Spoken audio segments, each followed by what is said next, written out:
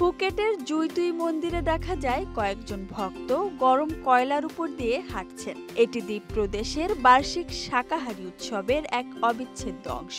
Video ফুটেজে দেখা যায় ভক্তরা ঐতিহ্যবাহী পোশাকে পতাকা উড়িয়ে প্রার্থনা করছেন। তারপর তারা খালি পায়ে জ্বলন্ত কয়লার উপর দিয়ে দৌড়াচ্ছেন।